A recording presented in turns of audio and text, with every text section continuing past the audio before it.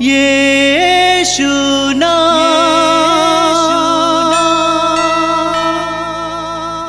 यीशु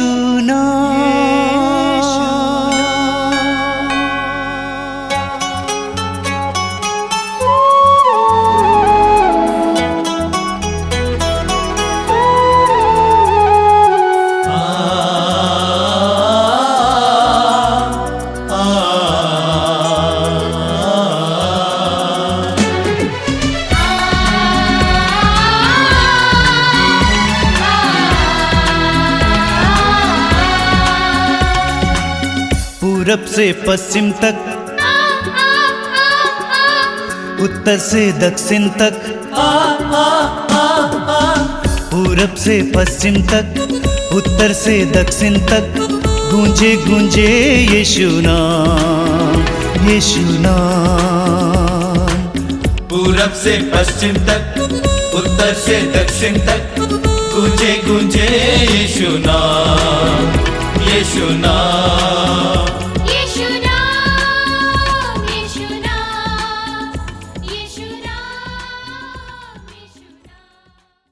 प्यारे भाई और बहनों, इस सत्संग में हम सभी आपका हार्दिक स्वागत करते हैं। हम प्रभु की स्तुति करेंगे, वचन को सुनेंगे और आराधना में भाग लेंगे। और हम आपसे निवेदन करते हैं, आप संपूर्ण हृदय से, संपूर्ण मन से इस सत्संग में भाग लीजिएगा। आइए सबसे पहले हम प्रभु की स्तुति और आराधना करें। बाइबल कहती है, आओ हम आनंद मनाते हुए प्रभु की स्तुति करें, अपने शक्तिशाली त्राणकर्ता का गुणगान करें, हम भजन गाते हुए उसके पास जाएं। तो जैसे ही हम प्रभु की उपस्थिति में चलते हैं और इस सत्संग में भाग ले रहे हैं, आइए हम प्रभु का भजन गाएं, उनकी स्तुति करें और आराधना करें।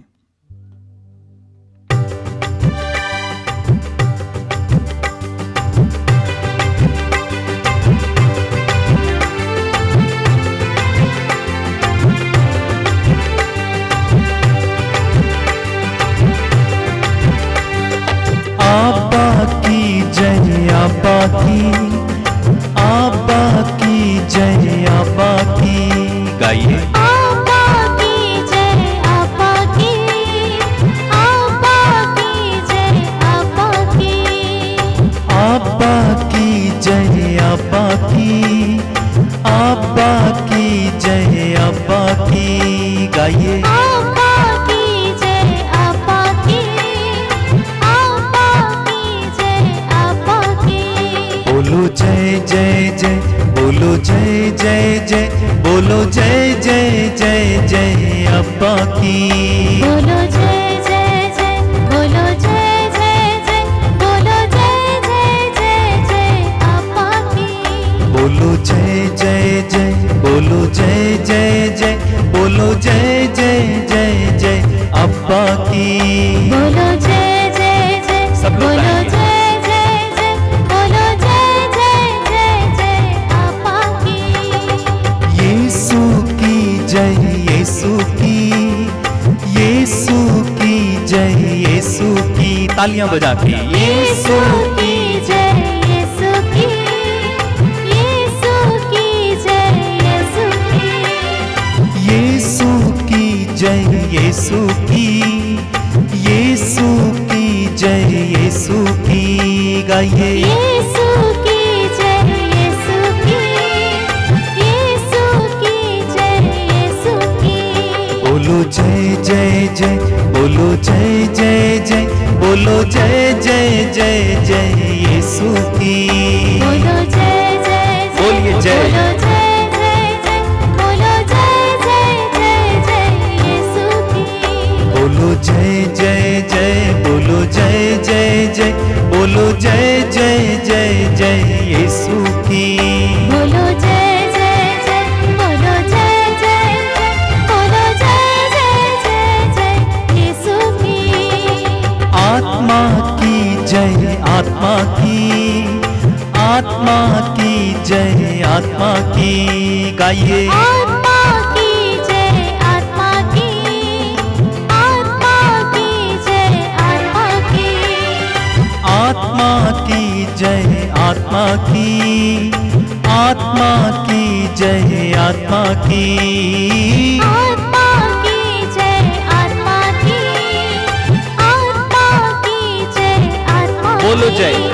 बोलो जय जय जय, बोलो जय जय जय, बोलो जय जय जय जय आत्मा की।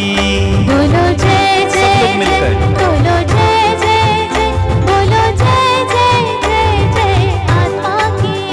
बोलो जय जय जय, बोलो जय जय जय, बोलो जय जय जय जय आत्मा। तालियां बजाते हुए बोलो जय जय जय, बोलो जय जय जय, बोलो जय जय जय जय आत्मा की।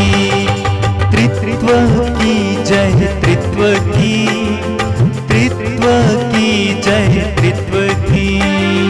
त्रित्व की जय, त्रित्व की, त्रित्व की जय, त्रित्व की। त्रित्व की जय, त्रित्व की, त्रित्व की जय, त्रित्व की। त्रित्व की जय, त्रित्व की, त्रित्व की जय, त्रित्व की। बोलो जय जय जय, बोलो जय जय जय, बोलो जय जय जय जय त्रित्व की। बोलो जय जय जय, बोलो जय जय जय, बोलो जय जय जय जय त्रित्व। गाते जाइए बोलो जय जय जय, बोलो जय जय जय, बोलो जय जय जय जय त्रित्व। और गाइए बोलो जय जय जय, बोलो जय जय जय, बोलो जय जय जय जय त्रित्व की। बोलो जय जय जय, बोलो जय जय जय, बोलो जय जय जय जय त्रित्व की। हाथ उठा के बोलो जय जय जय, बोलो जय जय जय, बोलो जय जय जय जय त्रित्व। सारे हृदय से बोलो जय जय जय, बोलो जय जय जय, बोलो जय जय जय जय त्रित्व। आनंद मनाते हुए जय जय जय, बोलो जय जय जय, बोलो जय जय जय जय त्रित्व की। यीशु की जय, यीशु की, यीशु की जय, यीशु की। गाइए यीशु की जय, यीशु की जय, यीशु की। यीशु की जय, यीशु की, यीशु की जय, यीशु की। यीशु की जय, यीशु की, यीशु की जय, यीशु की। आनंद के साथ बोलो जय जय जय, बोलो जय जय जय, बोलो जय जय जय जय यीशु की। बोलो जय जय जय, बोलो जय जय जय, बोलो जय जय जय जय यीशु की। गाइए बोलो जय जय जय, बोलो जय जय जय, बोलो जय जय जय जय यीशु की। Hallelujah, hallelujah, hallelujah, hallelujah. Hallelujah, hallelujah, hallelujah, हाथों को लहराकर हालेलुया, हालेलुया, हालेलुया, हालेलुया। गाइए हालेलुया, हालेलुया, हालेलुया, हालेलुया। बोलो हालेलुया, बोलो हालेलुया, बोलो हालेलुया, हालेलुया। बोलो हालेलुया, बोलो हालेलुया, बोलो हालेलुया, बोलो हालेलुया। बोलो हालेलुया, बोलो हालेलुया, बोलो हालेलुया, हालेलुया। बोलो हालेलुया, बोलो हालेलुया, बोलो हालेलुया। बार बार गाते जाएंगे। बोलो हालेलुया, बोलो हालेलुया, बोलो हालेलुया।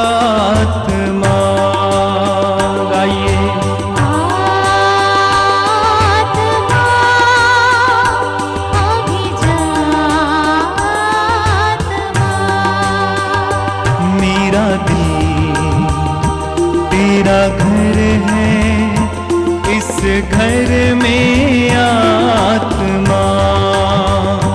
मेरा दिल तेरा घर है, तेरा घर है, इस घर में आत्मा। मेरा दिल तेरा घर है, इस घर में आत्मा।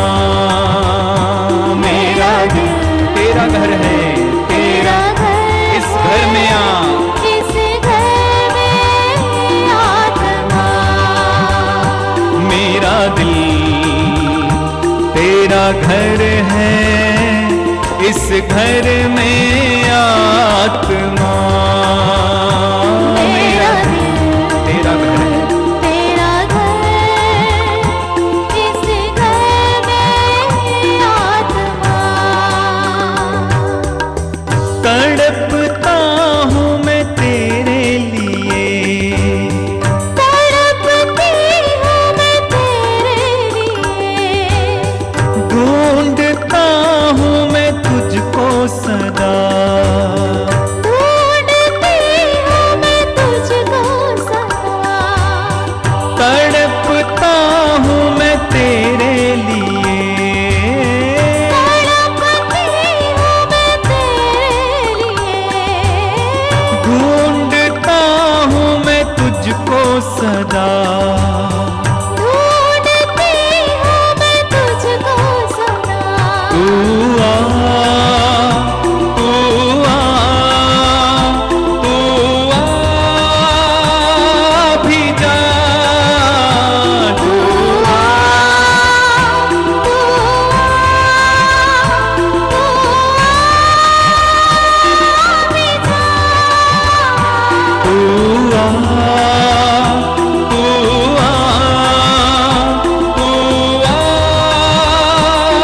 भी जा।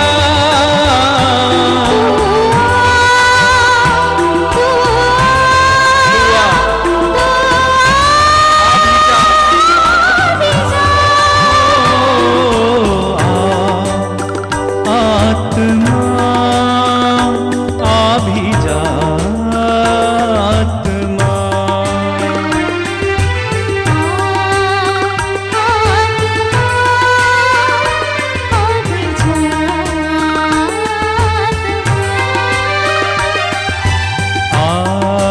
आत्मा आ भी जा, आत्मा।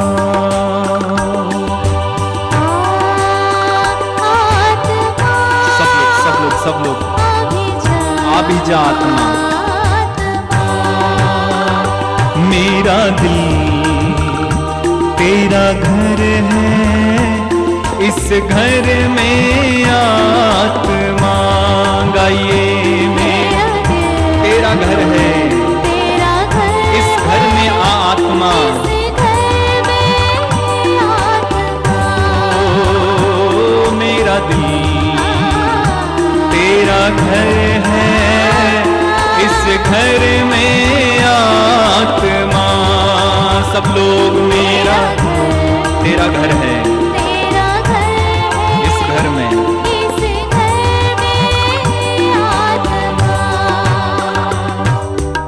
मेरा दिल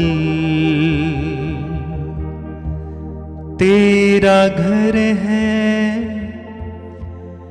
इस घर में आत्मा। मेरा दिल तेरा घर है, तेरा घर इस घर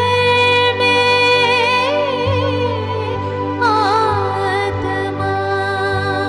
मेरा दिल तेरा घर है, इस घर में आत्मा।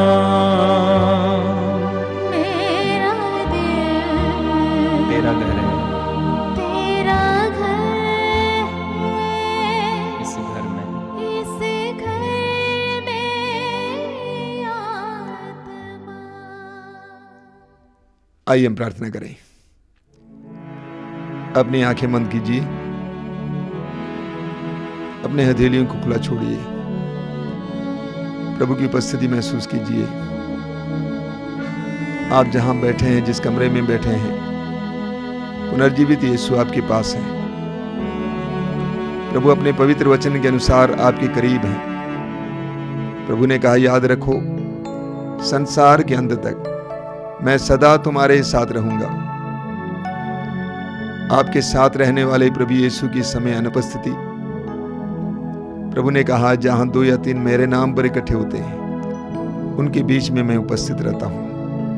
आपके परिवार में, आपके समुदाय में, जहां पर आप इस पवित्र सभा में भाग लेने के लिए इकट्ठे हुए हैं, प्रभु यीशु विराजमान है। अपने हृदय की बातों को प्रभु के सामने रखिए। अपनी चिंताओं को, अपनी पीड़ाओं को, पारिवारिक समस्याओं को, एक एक बात यीशु के सामने रखिए। बोलिए, प्रभु यीशु, मैं अपने परिवार को, परिवार की समस्याओं को, अपने आप को और अपने व्यक्तिगत समस्याओं को तेरे सामने रखता हूं। मैं जानता हूं कि तेरे जाने बिना मेरी जिंदगी में कुछ नहीं होता है। मेरे हृदय की एक एक बात को तू जानता है यीशु। मैं तुझसे क्या छिपाऊं? मुझसे ज्यादा तू मुझे जानता है। तू मेरे परिवार को जानता है यीशु। मैं तेरे सामने इस संपूर्ण परिवार को और अपने आप को समर्पित करता हूं। अपने हृदय और मन को इस समय प्रभु के वचनों को सुनने के लिए खोलिए। पवित्र आत्मा से प्रार्थना कीजिए। पवित्र आत्मा आइए, मेरी बुद्धि को इस समय प्रकाशित कीजिए, मेरे मन को प्रकाशित कीजिए, मेरे बंधनों को खोलिए, मेरे मन को स्वच्छ कीजिए, मेरे मन को एकाग्र कीजिए, ताकि मैं तेरी बातों को सुन सकूं, तेरी प्रेरणाओं को सुन सकूं। आइए पवित्र आत्मा, हमारे बीच में आइए। आइए पवित्र आत्मा, हमारे हृदयों में आइए। आइए पवित्र आत्मा, हमारे समुदाय में आइए। आइए पवित्र आत्मा, हमारे इस परिवार में आइए। हमें एकाग्र कीजिए, हमें एक मत कीजिए। तेरे पवित्र वचनों से हमें समय ओतप्रोत करने के लिए, तेरे चमत्कार और चिन्ह हमारे बीच में प्रकट करने के लिए आइए पवित्र आत्मा। आइए पवित्र आत्मा, आइए पवित्र आत्मा। आइए हम एक साथ प्रभु की स्तुति और आराधना करेंगे। Hallelujah, hallelujah, hallelujah, hallelujah, hallelujah, hallelujah, hallelujah, hallelujah, hallelujah. Yeshu, Yeshu, Yeshu, Yeshu, Yeshu, Yeshu. Hallelujah, hallelujah, hallelujah, hallelujah, hallelujah, hallelujah, hallelujah, hallelujah, hallelujah, hallelujah.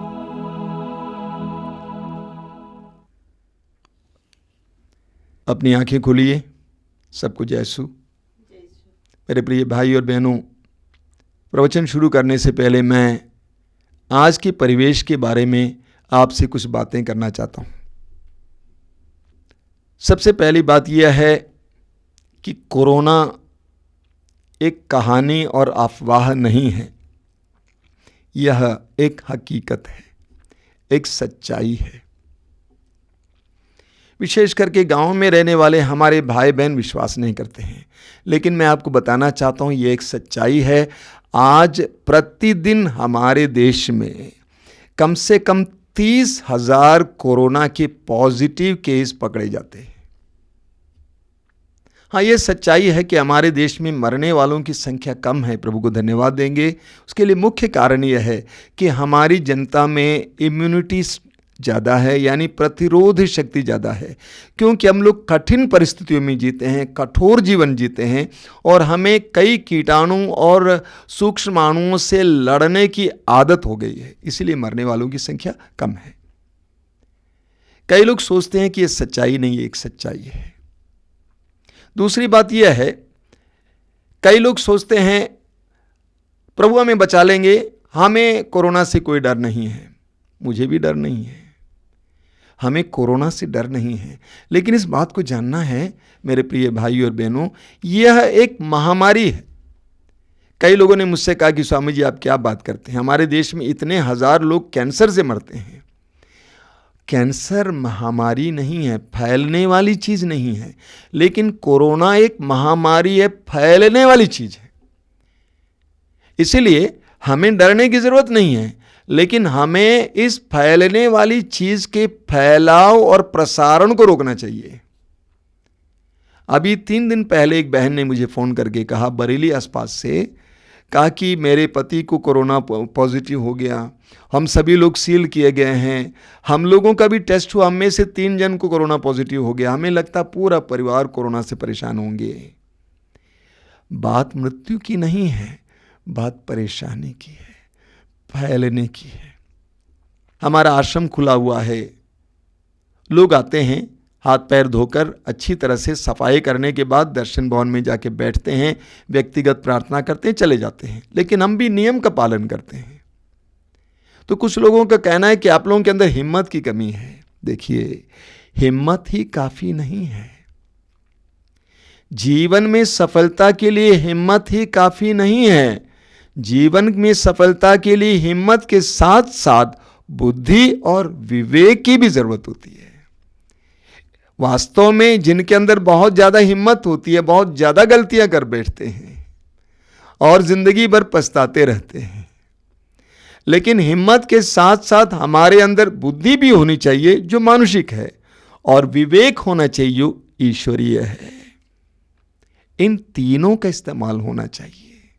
इसीलिए मैं आपसे अनुरोध करूंगा, सरकार ने, प्रशासन ने जो जो बातें हमें समझाई हैं उसका अनुपालन कीजिए, ये हमारे लिए अच्छा है। लेकिन हमें डरने की जरूरत नहीं है। कुछ लोग ये भी सोचने लगते हैं, नकारात्मक विचार मन में लगते हैं, ये सोचने लगते हैं कि दुनिया का अंत तो नहीं हो रहा है, ये क्या हो रहा है। मैं आपको बताना चाहता हूं, इससे भी बड़ी बड़ी विपत्तियां हमारे संसार में आ चुकी हैं। 1919 में स्पेनिश फ्लू आया था सारे संसार में, उसमें कहा जाता है 2 करोड़ से ज्यादा लोग मर गए थे 1919 में। ज्यादा दूर नहीं है, 100 साल पहले। 1957 में एक दूसरी महामारी आई थी जिसमें कम से कम 20 लाख लोग मर गए थे संसार भर में।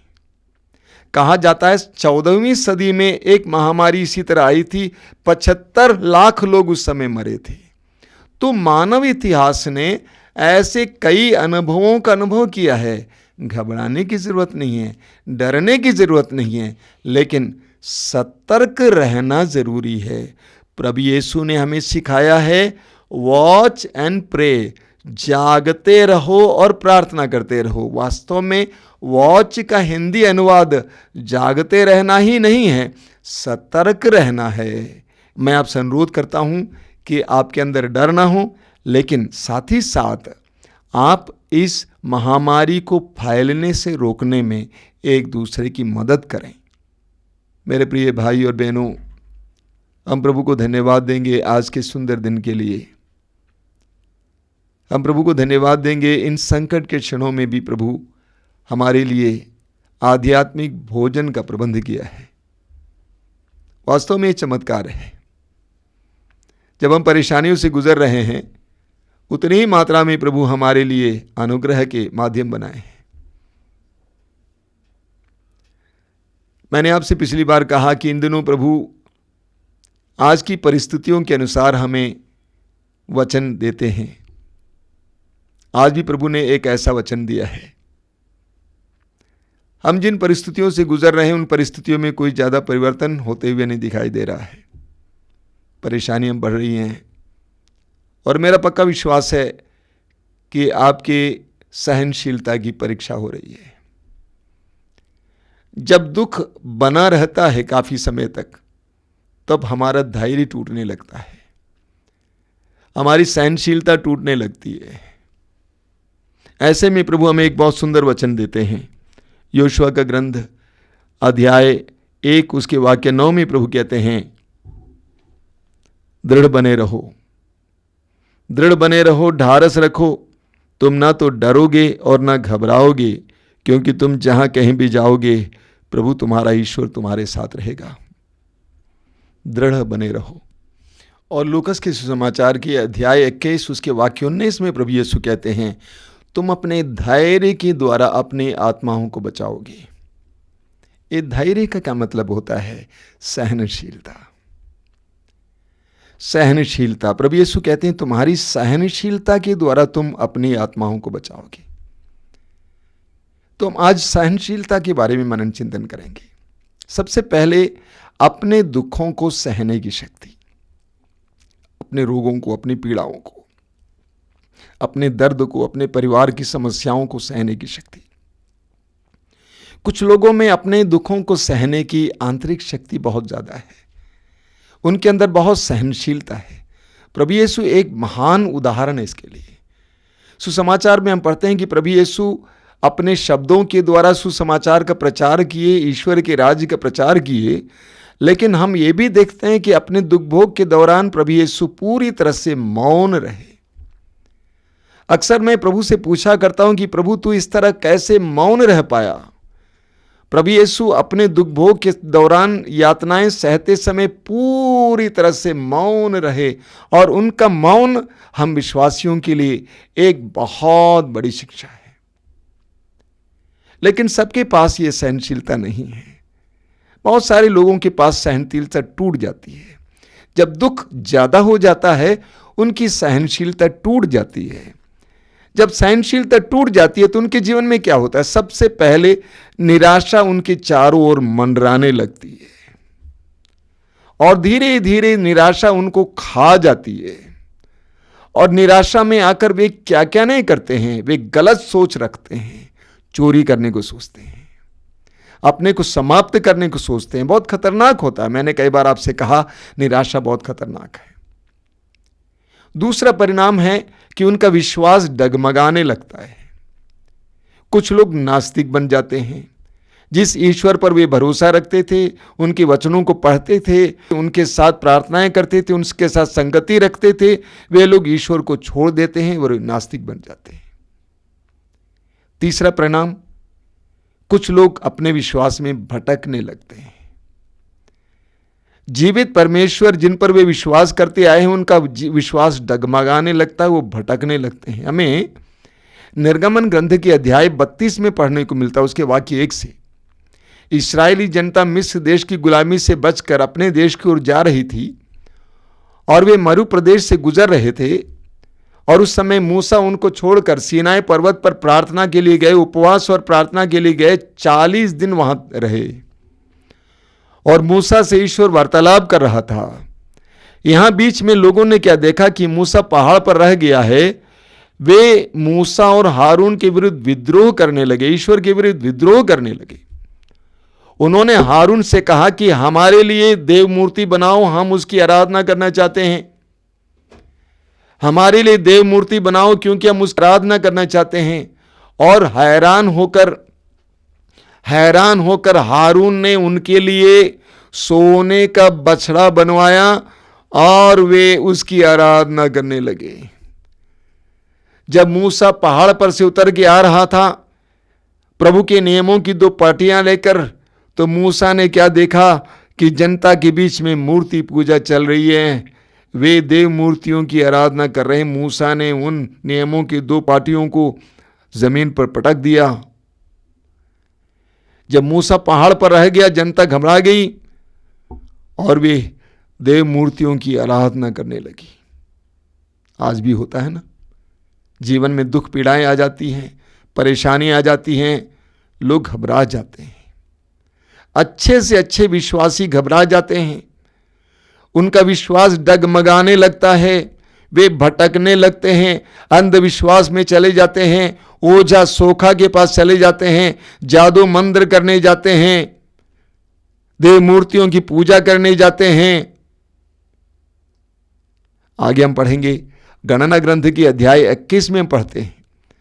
गणना ग्रंथ के अध्याय 21 में पढ़ते हैं कि इस्राएली जनता मरु प्रदेश से गुजरते चलते यात्रा करते करते थक गए। वचन में लिखा हुआ है उनका धैर्य टूट गया, उनका धैर्य टूट गया और वे ईश्वर के विरुद्ध और मूसा के विरुद्ध भुनभुनाने लगते हैं, ईश्वर को कोसने लगते हैं, भुनभुनाने लगते हैं। मूसा से कहते हैं कि तुम हमको मिस्र देश की गुलामी से बचा के तो ले आए हो, लेकिन वहां तो हमें खाने को मिलता था, वहां पे रोटियां मिलती थी, वहां पे खाने के लिए मांस मिलता था, मछली मिलती थी। यहां तो हम भूखों मर रहे हैं और रोज हमें मन्ना खाना पड़ता है। उस परमेश्वर की आराधना करने के बजाय, उसको धन्यवाद देने के बजाय, जिसने उनको गुलामी से बचा के लिए आया, यहां पर जनता उसके विरुद्ध भुनभुनाने लगती है, मूसा को कोसने लगती है। ईश्वर ने उनके बीच में सर्प भेजा और सर्प ने उनको काट दिया, कई लोग मर गए। हमारे बीच में भी ऐसा होता है कि नहीं होता है? जीवन में परेशानी आती है, दुख आ जाते हैं, हम ईश्वर को कोसने लगते हैं, हम टूट जाते हैं, हम विह्वल हो जाते हैं, हम घबरा जाते हैं, हम चिल्लाने लगते हैं, हम गुस्सा करने लगते हैं, हम लड़ने लगते हैं। आगे हम पढ़ेंगे गणना ग्रंथ के अध्याय 12 उसके वाक्य 1 से पढ़ेंगे। गणना ग्रंथ के अध्याय 12 में हम पढ़ते हैं कि मूसा और उनके साथ चलने वाले हारून और मिरियम मूसा के खिलाफ हो गए। देखिए दुख में क्या हो जाता है, नेतृत्व में भी विभाजन आ जाता है। हारून और मिरियम उनके बीच बुनबुनाने लगे और कहने लगे, क्या ईश्वर मूसा को ही दिखाई दिया? क्या ईश्वर हमसे वार्तालाप नहीं करता है? इस तरह मूसा के विरुद्ध वे लोग आपस में चर्चा करने लगे। हम पढ़ते हैं मिरियम को प्रभु ने कोढ़ का रोक दिया, वो कोढ़ी बन गई। जब परिवार में समस्याएं आती हैं, दुख आ जाता है, जब हम सह नहीं पाते, हमारी सहनशीलता टूटने लगती है, तो क्या हमारे बीच में भी ऐसा नहीं होता है? एक दूसरे के ऊपर दोषारोपण करता है, तेरे कारण ऐसा हुआ, आपके कारण ऐसा हुआ। उस प्रभु पर भरोसा रखने के बजाय, एकजुट होकर उससे प्रार्थना करने के बजाय एक दूसरे पर दोषारोपण करने लगते हैं। तो जीवन में जब संकट आ जाते हैं, पीड़ाएं आ जाती हैं, दुख आ जाता है, परेशानी आ जाती हैं, हमारी सहनशीलता टूटने लगती है, तो हम बदल जाते हैं। आज मैं आपको एक बात बताना चाहता हूं, परिस्थिति से मत लड़िए, हकीकत को स्वीकार कीजिए, हकीकत को स्वीकार कीजिए, वास्तविकता को स्वीकार कीजिए। कई लोग वास्तविकता को स्वीकार करने को तैयार नहीं हैं। हमारे यहां पर एक बहन आती है, कई दिनों से आ रही है, अभी भी वो रोज रोती हैं। इस रोने का क्या कारण है? वो कुछ वास्तविकताओं को आज भी स्वीकार करने को तैयार नहीं है। हमारे मन में हमेशा सवाल रहता, ऐसा क्यों है? प्रभु ने मेरे साथ ऐसे क्यों किया? हमें वास्तविकताओं को स्वीकार करना है, अपने पेट के दर्द को स्वीकार करना है, अपने हृदय के रोग को स्वीकार करना है, अपने शरीर के रोग को स्वीकार करना है। जब आप स्वीकार करेंगे, आपका आधा दुख समाप्त हो गया। मैं आपके सामने हड़का कर बोल रहा हूं, मैं एक रोगी हूं, लेकिन मैंने अपने रोग को स्वीकार कर लिया है। शारीरिक चिन्ह जरूर हैं, लक्षण जरूर हैं, लेकिन मानसिक रूप से मैं दुखी नहीं हूं। विशेष करके आज की तंगी के समय, आज की समस्याओं के समय आपको स्वीकार करना है। ये नहीं कहना है कि हमको अपनी पसंद का खाना नहीं मिलता है, कोई जरूरत नहीं है। अपने पसंद का कपड़ा नहीं मिल रहा है, इसीलिए मैं परेशान हूं, कोई जरूरत नहीं है। संत पौलुस कहते हैं कि मुझे प्रचुरता में जीने और तंगी में जीने की भी आदत है। हम सभी मनुष्यों को प्रचुरता में जीने और तंगी में जीने की भी आदत होनी चाहिए। हम जो चाहते हैं वो सब आज प्राप्त नहीं है, कोई बात नहीं है, संतुष्ट है। जो प्राप्त है उससे संतुष्ट है, आधा दुख समाप्त हो जाएगा। इसीलिए हमें परिस्थिति से लड़ना नहीं है, परिस्थिति को स्वीकार करना है। परिस्थिति को स्वीकार करना है, अपने जीवन की हकीकतों को स्वीकार करना है। आप पढ़ेंगे रोमियो के पत्र के अध्याय 8 उसके वाक्य 28 में। रोमियो का पत्र अध्याय 8 उसके वाक्य 28 में, हिंदी में उसका अनुवाद मुझे पसंद नहीं है, अंग्रेजी में अनुवाद है, everything works unto good for those who love God. यानी जो परमेश्वर के विधान के अनुसार बुलाए गए हैं और जो परमेश्वर से प्यार करते हैं, उनके लिए सब कुछ भलाई में परिवर्तित होता है। उनके लिए सब कुछ भलाई में परिवर्तित होता है। अब बताइए, अभी इतने दिन का लॉकडाउन है, कोरोना की समस्या है, काफी नुकसान हुआ है, आर्थिक नुकसान हुआ, अन्य नुकसान हुआ है, लेकिन इसके द्वारा भलाई हुई है कि नहीं? बहुत भलाई हुई है। बहुत भलाई हुई। आजकल मैं देखता हूं कि हजारों विश्वासी इन दिनों प्रभु के साथ और गहराई से जुड़ गए हैं।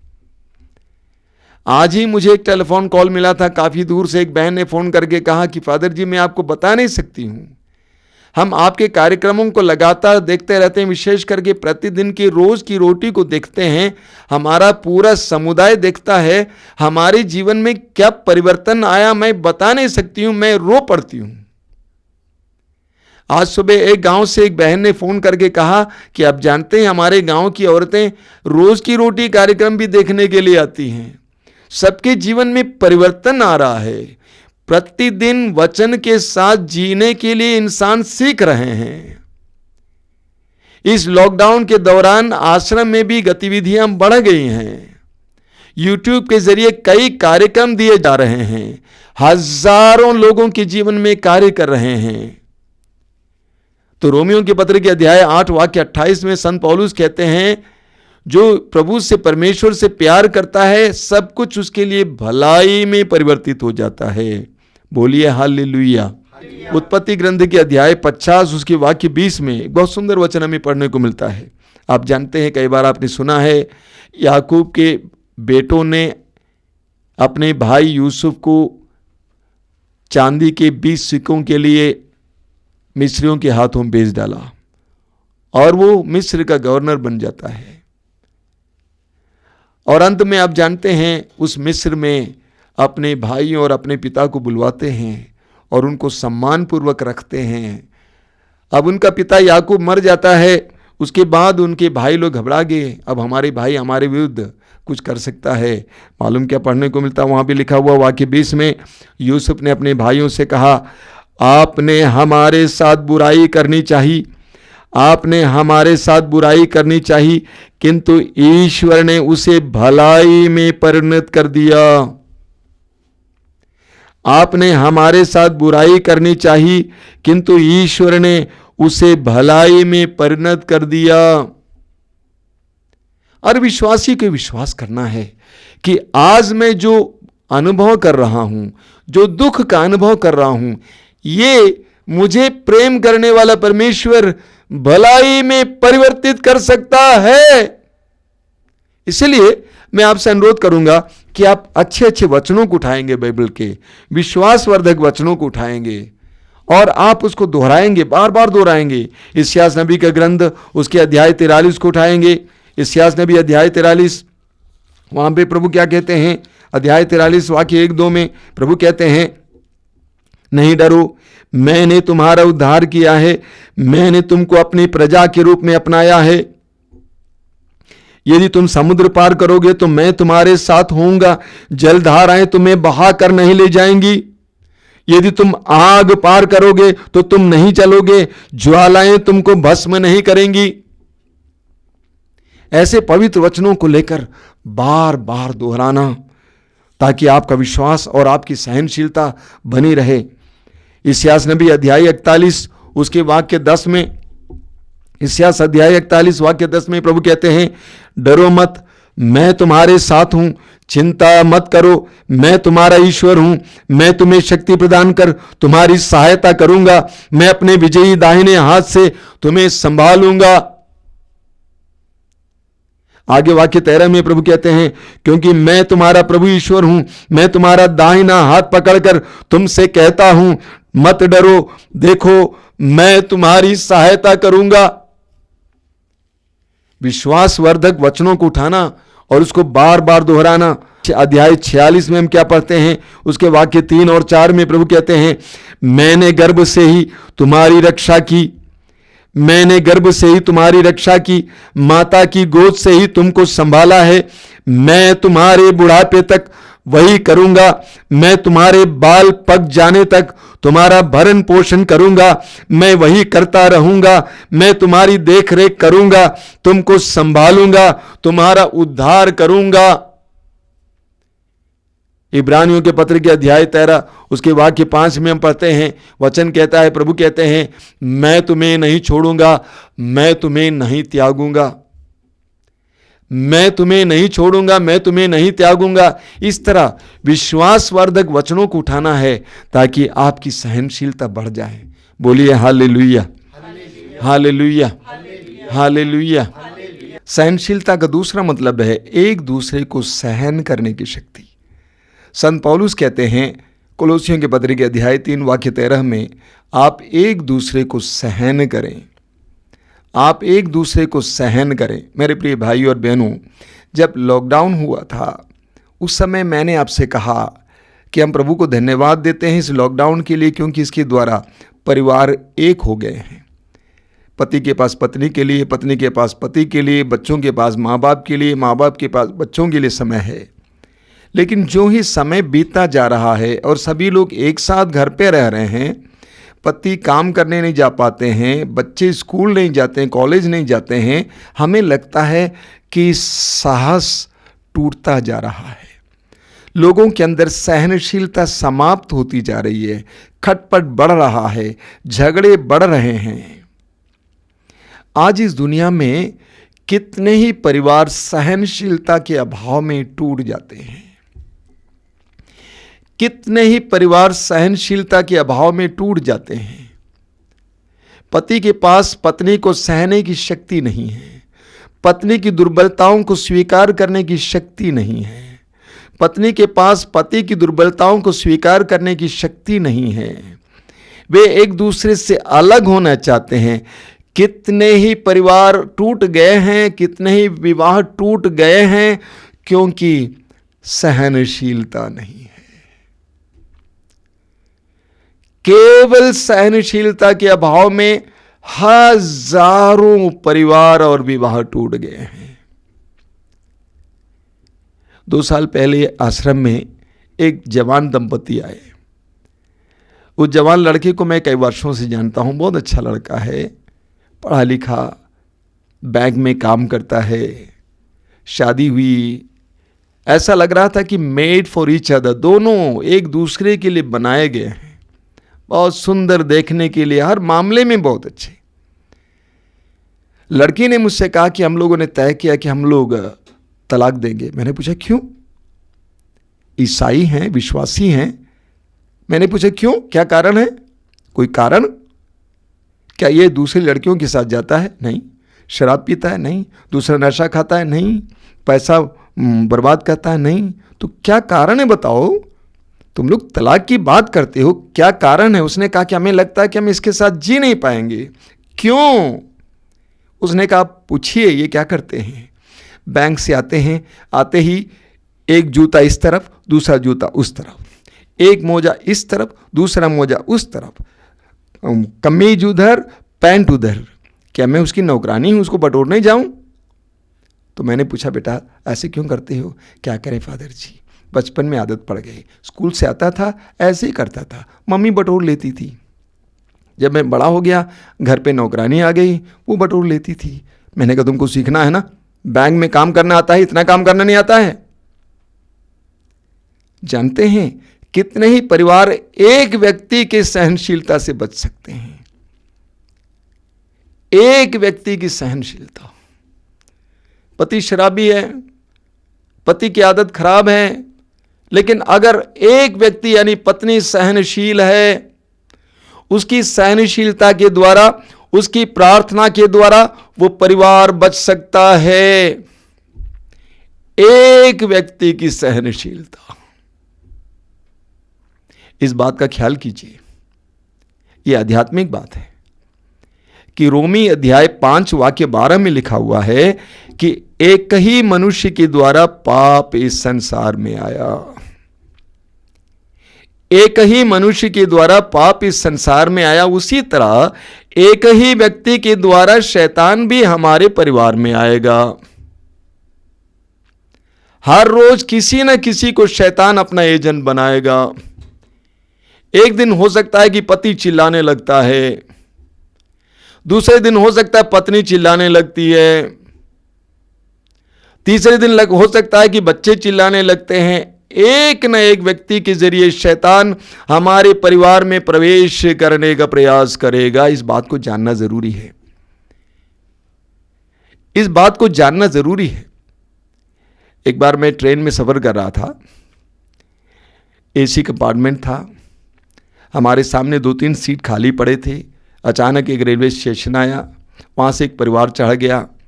एक भाईजान अपने एक बच्चे के साथ अंदर आके बैठ गए। उसके बाद उसकी पत्नी 2 बच्चों को लेकर आ रही थी, सामान भी लेकर आ रही थी। शायद घर से झगड़ा शुरू हो गया था, रेलवे स्टेशन में भी झगड़ा जारी था, और वो पत्नी भूल गई कि मैं ट्रेन के अंदर हूँ। वो बोलती जा रही थी, तुम्हारे पापा ऐसा है, प्राइम मिनिस्टर समझता है, ऐसे फटकारती जा रही थी। हम सामने बैठे हुए सब लोगों ने अपना सिर झुकाया। लेकिन दूसरी तरफ हमने देखा वो भाईजान, उसने क्या किया, बच्चे को अपने पास में बिठाया, उसके बाद तुरंत एक अखबार उठा लिया और उसको देख रहा था, उसको पढ़ रहा था। मानो अभिनय कर रहा था कि मैं पढ़ रहा हूँ, वास्तव में वो पढ़ नहीं रहा था, वो शांत कर रहा था अपने आप को। कितना समझदार इंसान है। परिवार में एक व्यक्ति जब झगड़ता है, दूसरा व्यक्ति शांत हो जाता है। शैतान को बांध पाते हैं आप शैतान को बांध देंगे। अपनी सहनशीलता के द्वारा आप शैतान के काम को बंद कर देंगे। शायद आपने सुना होगा पंडित धर्म प्रकाश शर्मा जी के बारे में। हमारे मित्र थे, गुजर गए कुछ वर्ष पहले। रहने वाले अजमेर के पास पुष्कर नगर से, और पुष्कर मंदिरों का शहर है और वहाँ पे ढेर सारे मंदिर हैं। उनमें से एक बहुत महत्वपूर्ण मंदिर, उस मंदिर के मुख्य पुजारी पुरोहित का एकमात्र बेटा था पंडित धर्म प्रकाश शर्मा। बहुत धनी परिवार, और उनका पिता एक स्वतंत्रता सेनानी थे, गांधी जी के साथ रहते थे। पंडित धर्म प्रकाश शर्मा युवावस्था में ही काफ़ी पढ़े, उसके बाद ज़्यादा उनको फिल्म में रुचि थी और उसकी स्टडी करने के लिए वो रूस गए थे, इत्यादि इत्यादि। जब वे युवा थे, उनका मन एक ईसाई लड़की पर लगा और उन्होंने स्वयं कहा कि मुझे सपने में भी वो लड़की दिखाई देती थी। और उन्होंने अपने माँ बाप की इच्छा के खिलाफ, एकमात्र बेटा था, जानिएगा उस ज़माने में एक ब्राह्मण था और बहुत बड़े घराने का, उन्होंने उस लड़की के साथ विवाह किया, शादी की और उसको घर ले आया। जब उन्होंने शादी की उससे कहा कि देख, मैंने तुम्हारे धर्म से शादी नहीं की, मैंने तुमसे शादी की, इसीलिए कभी भी तुम अपने धर्म के बारे में नहीं बताना। लेकिन वो लड़की बहुत अच्छी विश्वासी थी, वो बराबर यीशु के बारे में और अपने धर्म के बारे में बताने का प्रयास करती थी। हर बार जब वो प्रयास करती थी, हर बार उसको बहुत बुरी तरह से पीटा जाता था, उसको बहुत पिटाई मिलती थी। और पंडित जी बोलते हैं कि मैंने देखा जब भी मैं उसको पीटता था, वो क्या करती थी, चुपचाप दूसरे कमरे में जाती थी, घुटना टेककर प्रार्थना करती थी। एक बार उन्होंने अपने जूते से इस प्रकार मारा कि उसके चेहरे से खून बहने लगा। और पंडित जी सोचने लगे, भाई मैं इसको कितना दुख दे रहा हूं, कितना सता रहा हूं, तब भी ये नारी मुझे प्यार करती है, मुझे छोड़कर नहीं जाती है, मेरी सतावट स्वीकार करती है। अगर वो इतना प्यार करती है तो उसका ईश्वर कितना बड़ा प्रेमी होगा। और पंडित जी दीवाना हो गया वे प्रभु यीशु का। पंडित जी ने यीशु पर विश्वास करना शुरू किया, बपतिस्मा ग्रहण किया, जिसके कारण उनको कितना अत्याचार झेलना पड़ा, कितना तिरस्कार झेलना पड़ा। जब भी वो अपना साक्ष्य सुनाते थे, पंडित जी रोते हुए सुनाते थे। उनकी पत्नी के द्वारा, आप जानते हैं पेतरुस का पहला पत्र, उसके अध्याय 2 वाक्य 19 और 20 में हम पढ़ते हैं। पेतरुस कहते हैं, यदि कोई व्यक्ति धैर्य से दुख भोगता है और अन्याय सहता है, क्योंकि वो समझता है कि ईश्वर यही चाहता है, तो वो पुण्य काम करता है। यदि कोई व्यक्ति धैर्य से दुख भोगता और अन्याय सहता है, क्योंकि वो समझता है कि ईश्वर यही चाहता है, तो वो पुण्य काम करता है। यदि अच्छी तरह काम करने के बाद भी आपको दुख भोगना पड़ता है और आप उसे धैर्य से सहते हैं, तो ये ईश्वर की दृष्टि में पुण्य कर्म है। यदि अच्छी तरह काम करने के बाद भी आपको दुख भोगना पड़ता है और आप उसे धैर्य से सहते हैं, तो ये ईश्वर की दृष्टि में पुण्य कर्म है। एक नारी के सहनशीलता ने एक नारी की सहनशीलता ने इतने बड़े और अहंकारी व्यक्ति को यीशु के कदमों पर पटका दिया। सहनशीलता की शक्ति। संत पौलुस कहते हैं कोलोसी अध्याय 3 वाक्य 13, मैंने आपसे कहा आप एक दूसरे को सहन करें, आप एक दूसरे को सहन करें। कुछ दिन पहले मैं फादर मैथ्यू नायकम्बरम्बिल के साक्ष्य को सुन रहा था। फादर मैथ्यू नायकम्बरम्बिल आप जानते हैं पोटा से जो करिश्माई आंदोलन शुरू हुआ उसके पिता हैं। उन्होंने कहा कि 1987 में उनको पोटा आश्रम, वहाँ पे छोटा आश्रम था, उसका नाम मुझे नहीं मालूम, लेकिन उस जगह का नाम है पोटा, उस आश्रम में रखा गया। उन्होंने कहा कि वे लोग प्रार्थना शुरू किए, थोड़ा थोड़ा वचन सुनाना शुरू किए, तो बहुत सारे लोग आने लगे। विशेष करके बहुत सी औरतें आती थी जिनके पति शराबी थे और वे आके रो रो कर प्रार्थना करती थी। काफ़ी समय बीत गया, कोई परिवर्तन नहीं हुआ। तो प्रभु ने फादर को बताया, उनको बोलो रोमी अध्याय 8 वाक्य 28 पर विश्वास करें। रोमी अध्याय 8 वाक्य 28 पर विश्वास करें, जहां पर लिखा हुआ है जो परमेश्वर से प्यार करते हैं उनके लिए सब कुछ भलाई में परिवर्तित होता है। और उनको बोलो उस दुख को ग्रहण करें और उसके लिए प्रभु को धन्यवाद दें। अपने शराबी पति के द्वारा दिए गए दुख को ग्रहण करें और उसके लिए प्रभु को धन्यवाद दें और प्रार्थना करें विश्वास के साथ। स्वीकार करना, धन्यवाद देना और प्रार्थना करना, और यह भी प्रार्थना करना, हे अब्बा पिता तेरे पुत्र के पवित्र रक्त द्वारा मेरे पति को धो दीजिए और तेरे पवित्र आत्मा से उसे भर दीजिए। अब्बा पिता तेरे पुत्र के पवित्र रक्त द्वारा मेरे पति को धो दीजिए और अपने पवित्र आत्मा द्वारा उसे भर दीजिए। तो वे लोग इस तरह प्रार्थना करने लगे, उस दुख को ग्रहण करते हुए, उसको प्रभु को समर्पित करते हुए प्रार्थना करते गए। फादर ने कहा दर्जनों दर्जनों दर्जनों शराबी शराब छोड़े। सहनशीलता की बहुत बड़ी शक्ति होती है। ऐसी परिस्थिति में हमें क्या करना चाहिए? जब हमारी सहनशीलता टूट रही है, हमें क्या करना चाहिए? हमें यीशु की ओर देखना चाहिए। पेतरुस का पहला पत्र उसके अध्याय 2, अभी आपने 20 तक सुना, उसके वाक्य 22 से हम पढ़ते हैं, 22 और 23। वहाँ भी लिखा हुआ है, पेतरुस कहते हैं उन्होंने कोई पाप नहीं किया, उन्होंने कोई पाप नहीं किया और उनके मुख से कभी छल कपट की बात नहीं निकली। जब उन्हें गाली दी गई तो उन्होंने उत्तर में गाली नहीं दी, और जब उन्हें सताया गया तो उन्होंने धमकी नहीं दी। उन्होंने अपने को उस पर छोड़ दिया जो न्यायपूर्वक विचार करता है। एक बार और मैं आपके लिए पढ़ रहा हूं, उन्होंने कोई पाप नहीं किया। प्रभु यीशु ने कोई अपराध नहीं किया था, उनके मुख से कोई कभी छल कपट की बात नहीं निकली थी, कोई गलती नहीं थी उनके अंदर। जब उन्हें गाली दी गई तो उन्होंने उत्तर में गाली नहीं दी, मौन रहे।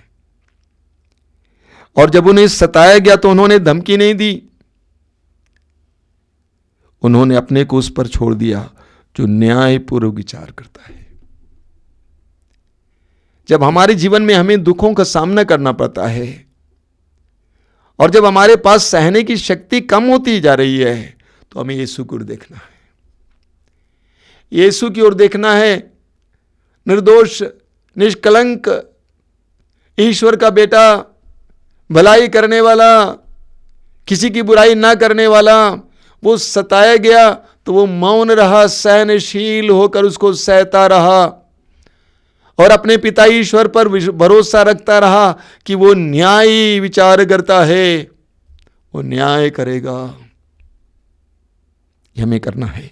फिलिपियों का पत्र अध्याय 2 उसके वाक्य 5 में संत पौलुस कहते हैं प्रभु यीशु का मनोभाव धारण कीजिए। आप लोग प्रभु यीशु का मनोभाव धारण कीजिए। प्रभु यीशु का मनोभाव क्या था?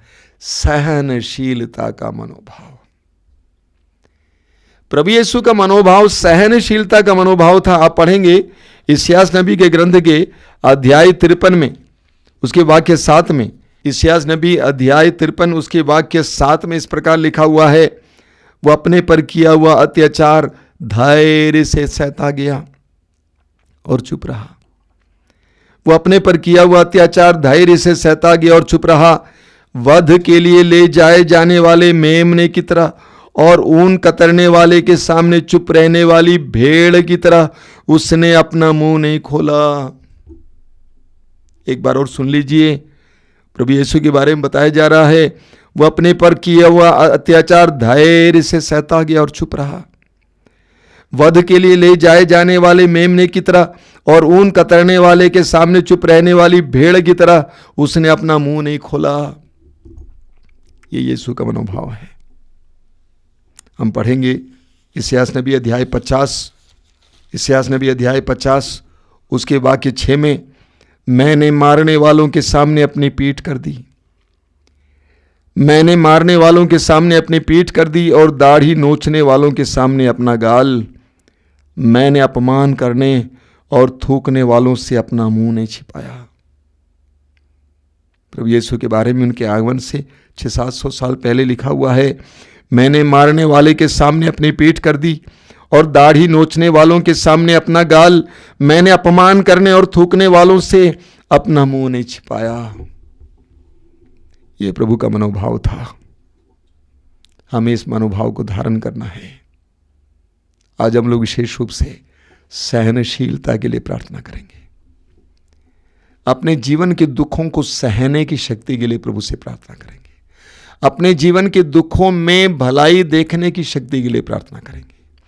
दूसरों के कमजोरियों को सहने की शक्ति के लिए हम प्रार्थना करेंगे। दूसरों की दुर्बलताओं को सहने की शक्ति के लिए प्रार्थना करेंगे।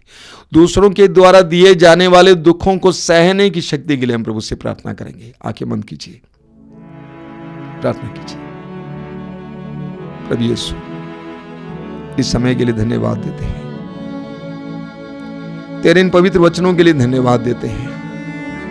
हम विश्वास करते हैं कि तू हमसे बात कर रहा था, अपने पवित्र वचनों के द्वारा तू हमसे बात कर रहा था। हम विश्वास करते हैं यीशु, हमें सहन शक्ति का वरदान दीजिए।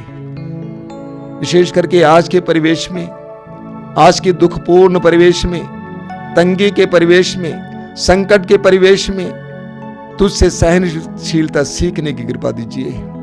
हे प्रभु यीशु, हमारे धैर्य को बढ़ाइए, सहने की शक्ति को बढ़ाइए। तेरे महान बलिदान के द्वारा हमारे अंतरतम को ताकत दीजिए, शक्ति दीजिए।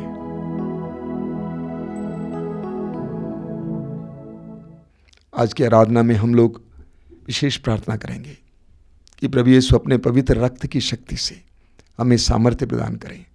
अभी तुरंत आराधना होगी।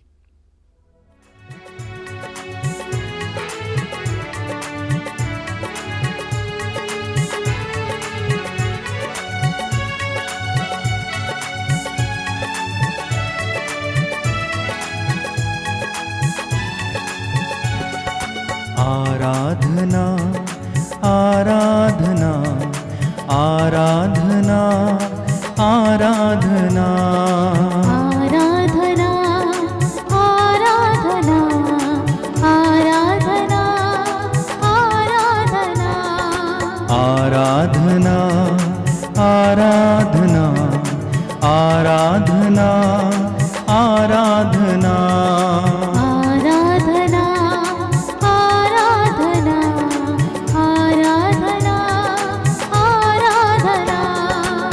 आराधना आराधना आराधना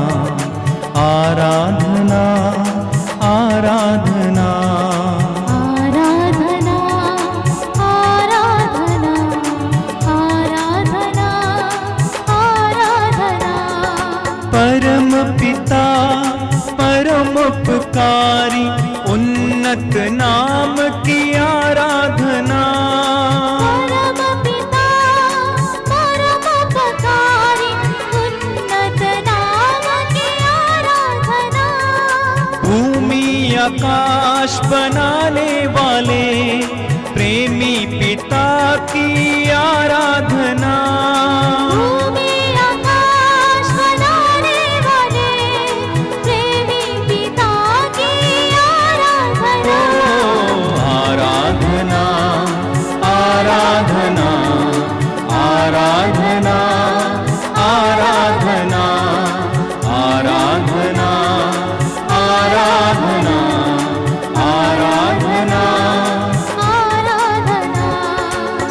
सबों के पापों की बलि जो चढ़ा, प्रभु यीशु की आराधना। सबों के पापों की बलि जो चढ़ा, प्रभु यीशु की आराधना। ढूंढ कर पापियों की रक्षा किया, मेरे यीशु की आराधना। ढूंढ कर पापियों की रक्षा किया, मेरे यीशु की आराधना। आराधना आराधना आराधना सब लोग मिलके गाएंगे। आराधना आराधना आराधना आराधना। और एक बार गाएं। आराधना आराधना आराधना आराधना। पाप मिटा कर सुख जो दिया, सुख देने वाले की आराधना। पाप मिटा कर सुख जो दिया, सुख देने वाले की आराधना। सत्य की राहों पर चलना सिखाया, मेरे ईश्वर की आराधना। सत्य की राहों पर चलना सिखाया, मेरे ईश्वर की आराधना। आराधना आराधना आराधना आराधना आराधना आराधना आराधना आराधना। गाइए। आराधना आराधना आराधना आराधना। पापों को तजने की ताकत जो दी, पवित्र आत्मा आराधना। पापों को तजने की ताकत जो दी, पवित्र आत्मा की आराधना। हरदम हमें जिसने पालन किया, आत्मा प्रभु की आराधना। हरदम जिसे हमें पालन किया, आत्मा प्रभु की आराधना। ओ आराधना आराधना आराधना आराधना। सब लोग मिलके गाएं। आराधना आराधना आराधना आराधना आराधना आराधना आराधना। आराधना। परम पिता परम उपकारी, उन्नत नाम की आराधना। परम पिता परम उपकारी, उन्नत नाम की आराधना। भूमि आकाश बनाने वाले, प्रेमी पिता की आराधना। भूमि आकाश बनाने वाले, प्रेमी पिता की आराधना। एक साथ मिलके। आराधना आराधना आराधना आराधना आराधना आराधना आराधना। आराधना। Hallelujah hallelujah hallelujah hallelujah. गाइए। Hallelujah hallelujah hallelujah hallelujah. Hallelujah hallelujah hallelujah hallelujah.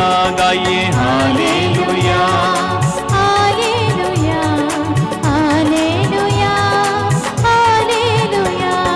तेरे बिना मैं कुछ भी नहीं, तेरे बिना मुझ में जीवन नहीं। Hallelujah hallelujah hallelujah hallelujah hallelujah. तू ही मेरा भरोसा यीशु,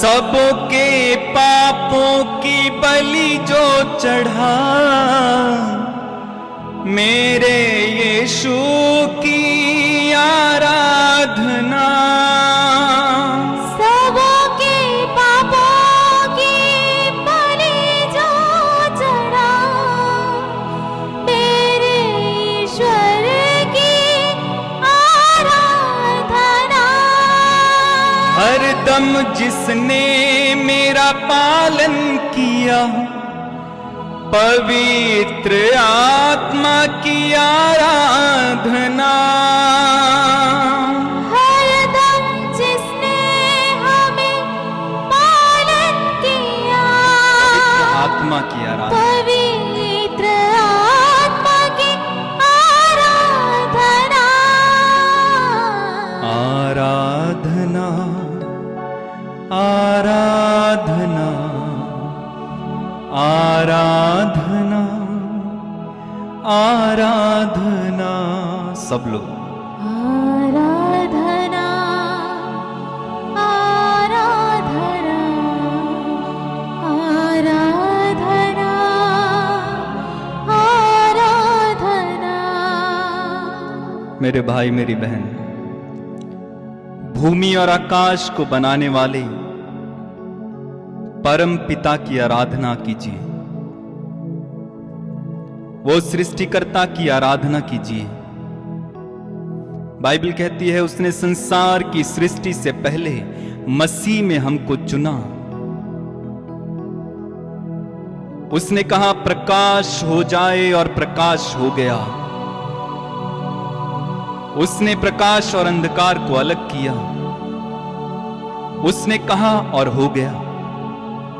आज भी वो प्रभु कहेगा और ऐसा ही होगा। बाइबल कहती है ईसा मसीह एक रूप रहते हैं, आज, अब, कल और अनंत काल तक। प्रभु की आराधना कीजिए। आपके दुखों में, आपके सुखों में प्रभु की आराधना करें। आप बीमार हैं तब भी आप प्रभु की आराधना करें। आप उठकर बैठ नहीं सकते हैं तब भी आप प्रभु की आराधना करें। आप चल फिर नहीं सकते हैं तब भी आप प्रभु की आराधना करें। आपके दिल में दुख है, प्रभु की आराधना करें। वो कहेगा और हो जाएगा। वो आपको ढूंढते हुए आपके पास आएगा। वो आपको खोजते हुए आपके पास आएगा जब आप उनकी आराधना करेंगे। वो सुख देने वाला है। वो हमें कभी नहीं छोड़ेगा। वो हमारे साथ है। वो महान परमेश्वर है। वो विश्वमंडल का प्रभु है। भूमि और आकाश को बनाने वाला, तारों और चंद्रमा को बनाने वाला, पेड़ पौधों को बनाने वाला, मनुष्य जाति की सृष्टि करने वाला, सब कुछ बनाने वाला वो प्रभु है। हम उनकी आराधना करें, आराधना करें, आराधना करें, आराधना करें। तेरी आराधना करूं, तेरी आराधना करूं, पाप क्षमा कर जीवन दे दे, दया की याचना करूं, तेरी आराधना करूं। कहिए तेरी आराधना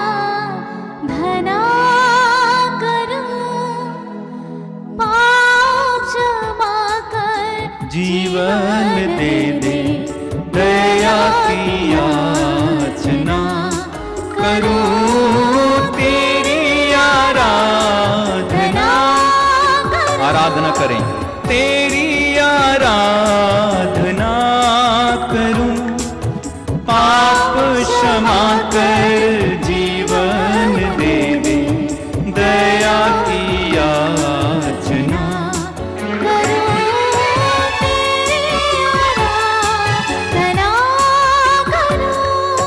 तू ही महान सर्वशक्तिमान, तू ही है मेरे जीवन का संगी। तू ही महान सर्वशक्तिमान,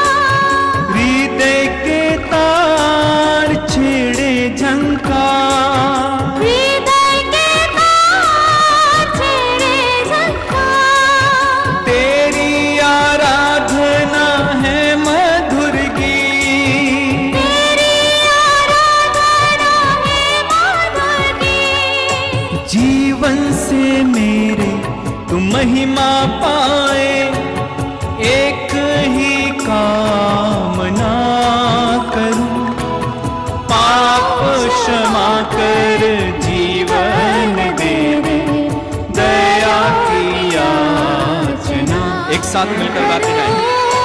तेरी आराधना करूं, तेरी आराधना करूं, पाप क्षमा कर जीवन दे दे, दया की याचना करूं, तेरी आराधना करूं।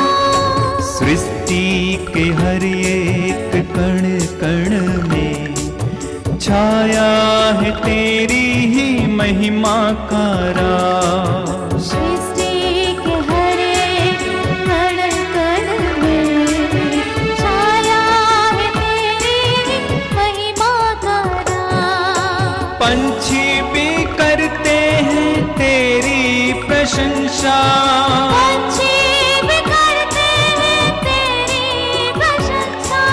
हर पल सुनाते हैं आनंद का राग। हर पल सुनाते हैं आनंद का राग। मेरी भी भक्ति तुझे ग्रहण हो, हृदय से प्रार्थना करूं, पाप क्षमा कर जीवन दे दे, दया की याचना करूं, तेरी आराधना।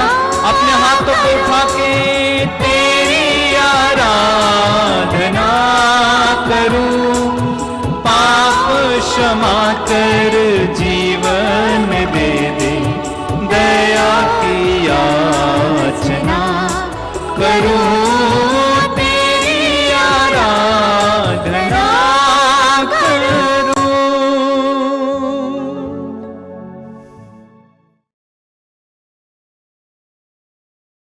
हमारे बीच विराजमान प्रभु यीशु की हम आराधना करें। स्वर्ग से उतरी हुई जीवंत रोटी करुणामय प्रभु की हम आराधना करें।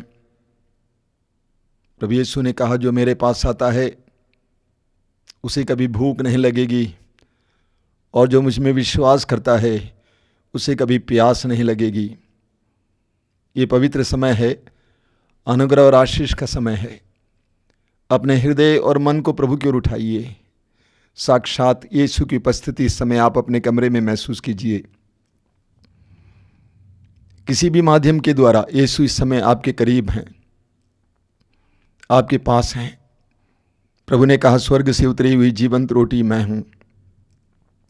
स्वर्ग छोड़कर हम पापियों के बीच में हमारे दर्द पीड़ाओं को मिटाने के लिए, हमारे दर्द पीड़ाओं में हमें सहारा देने के लिए, हमारे पापों के बोझ को अपने ऊपर उठाने के लिए इस संसार में आए यीशु की उपस्थिति महसूस कीजिए। समय प्रभु यीशु हमारे हर प्रकार के बंधन से हमें छुटकारा देने आए हैं। उसने मृत्यु को हराया है, वह मृत्यु पर जीत पाए हैं, महिमा के साथ जी उठे हैं। यीशु सर्वशक्तिमान है। प्रभु यीशु ने कहा है मत्ती के सुसमाचार के अध्याय 28 उसके वाक्य 18 में, स्वर्ग में और पृथ्वी पर पूरा अधिकार मुझे मिला है। स्वर्ग में और पृथ्वी पर पूरा अधिकार मुझे मिला है। अपने हृदय और आत्मा को इस समय प्रभु के सामने खोलिए। अपने मन को प्रभु के सामने खोलिए। अपने हृदय की व्यथा को प्रभु के सामने रखिए। आप अपने दिल में जो जो बातें रखे हैं उन सारी बातों के यीशु के सामने रखिए। प्रभु यीशु, हम पापियों और दुर्बलों को ढूंढने के लिए आए थे। लूकस के सुसमाचार के अध्याय 19 उसके वाक्य 10 में प्रभु यीशु कहते हैं, जो खो गया था मानव पुत्र उसी को ढूंढने और बचाने आया है। जो खो गया था मानव पुत्र उसी को ढूंढने और बचाने आया है। आइए मेरे भाई मेरी बहन, परम प्रसाद में उपस्थित यीशु की उपस्थिति महसूस करेंगे और अपना हृदय और मन प्रभु के सामने खोलेंगे। विश्वास को बढ़ाना, अविश्वास नहीं रखना, किसी भी प्रकार का संकोच अपने दिल में नहीं रखना। यह अनुग्रह का समय है, आशीष का समय है, चंगाई का समय है। प्रभु की आराधना कीजिए। प्रभु से कहिए, प्रभु मैं सभी स्वर्गदूतों संतों के साथ तेरी आराधना करता हूँ।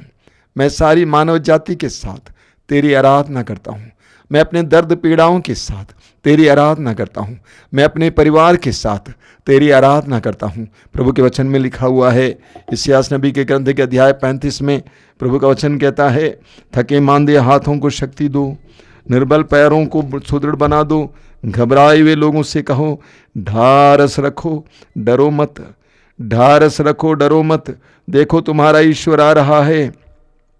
ढारस रखो डरो मत, देखो तुम्हारा ईश्वर आ रहा है। वह बदला चुकाने आता है, वह प्रतिशोध लेने आता है, वह स्वयं तुम्हें बचाने आ रहा है। तब अंधों की आंखें देखने और बहरों के कान सुनने लगेंगे। लंगड़ा हिरण की तरह छलांग भरेगा और गूंगे की जीभ आनंद का गीत गाएंगी। मरुस्थल में जल की धाराएं फूट निकलेंगी, रेतीले मैदानों में नदियां बह जाएंगी। अपना हृदय, अपना मन और अपनी आत्मा आंखें बंद करके समय प्रभु में लीन कराइए। प्रभु को आपके जीवन में इन प्रतिज्ञाओं को पूर्ण करने दीजिए। यीशु को आपके जीवन में समय उन सारी प्रतिज्ञाओं को पूर्ण करने दीजिए। यीशु आपको प्यार करते हैं, आपके परिवार को प्यार करते हैं। प्रभु ने कहा इससे बड़ा कोई प्रेम नहीं है कि एक मित्र अपने मित्र के लिए अपने प्राण अर्पित कर दे। और सचमुच उसने आपके लिए अपना प्राण अर्पित किया है। संसार में कौन ऐसा है जो आपके लिए इतना कर सकता है? उसने किया है, करके दिखाया है कि मैं तुमको प्यार करता हूं। प्रभु को धन्यवाद दीजिए, प्रभु के साथ जुड़िए, प्रभु की आराधना कीजिए। आराधना प्रभु आराधना, आराधना यीशु आराधना, आराधना प्रभु आराधना, आराधना यीशु आराधना, आराधना प्रभु आराधना, आराधना यीशु आराधना, आराधना प्रभु आराधना, आराधना यीशु आराधना, मरियम नंदन आराधना, ईश्वर सुत प्रभु आराधना, मरियम नंदन आराधना, ईश्वर सुत प्रभु आराधना, आराधना प्रभु आराधना, आराधना यीशु आराधना, आराधना प्रभु आराधना, आराधना यीशु आराधना, संकट मोचन आराधना, पाप निवारण आराधना, संकट मोचन आराधना, पाप निवारण आराधना, आराधना प्रभु आराधना, आराधना यीशु आराधना, आराधना प्रभु आराधना, आराधना यीशु आराधना, मुक्ति प्रदाता आराधना, शांति प्रदाता आराधना, मुक्ति प्रदाता आराधना, शांति प्रदाता आराधना, आराधना प्रभु आराधना, आराधना यीशु आराधना, आराधना प्रभु आराधना, आराधना बार-बार गाते जाएंगे। आराधना, आराधना प्रभु आराधना, आराधना यीशु आराधना। सब लोग मिलकर हृदय की गहराई से आराधना प्रभु बोल कर गाएंगे।